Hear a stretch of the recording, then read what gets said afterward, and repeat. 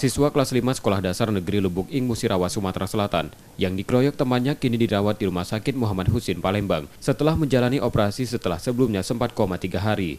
Hal itu berdasarkan unggahan di akun Instagram pribadi Bupati Musirawas. Ratna Mahmud menyebut korban pengeroyokan yang didampingi ibu kandungnya tengah dirawat, serta menyayangkan peristiwa itu.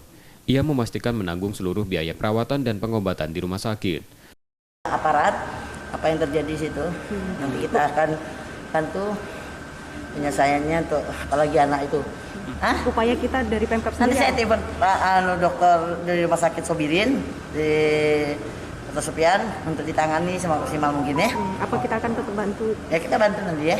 Saat ini dikabarkan kondisi korban berangsur membaik yang rencananya akan menjalani operasi dalam beberapa waktu ke depan. Namun RSMH belum bersedia memberikan keterangan apapun terkait kondisi korban. Sementara kasus ini masih ditangani polisi dari Polres Musirawas. Reski Oktora, Muklas Diferensial, Kompas TV, Palembang, Sumatera Selatan.